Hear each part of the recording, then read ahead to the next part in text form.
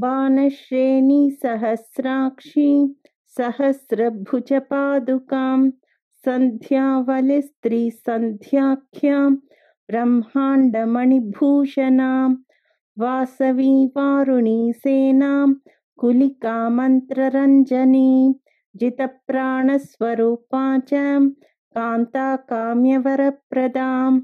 मन्त्रब्राह्मणविद्यार्था नादरूपा हविष्मतीम् आथर्वणी श्रुतिशून्यां कल्पनावर्जिता सतीं सत्ता जातिः प्रमामेया प्रमितिः प्राणदा गतिः अवर्णा पञ्चवर्णा च सर्वदा भुवनेश्वरीं त्रैलोक्यमोहिनी विद्यां सर्वभर्त्रीक्षराक्षरां हिरण्यवर्णा हरिणी सर्वोपद्रवनाशिनी कैवल्यपदवीरेखा सूर्यमण्डलसंस्थितां सोममण्डलमध्यस्था वह्निमण्डलसंस्थितां वायुमण्डलमध्यस्था व्योममण्डलसंस्थितां चक्रिकाचक्रमध्यस्था चक्रमार्गप्रवर्तिनी कोकिलाकुलचक्रेशा पक्षतिः पङ्क्तिपावनी सर्वसिद्धान्तमार्गस्था षड्वर्णावरवर्जितां शररुद्रहराहन्त्री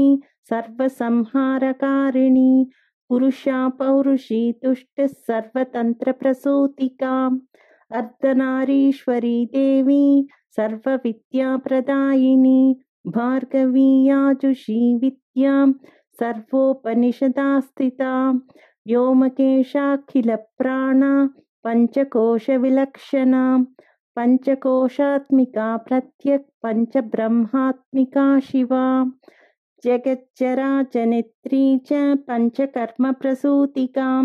वाग्देव्याभरणाकारां सर्वकाम्यस्थितस्थितिः अष्टादशचतुष्षष्टिपीठिका विद्यया युतां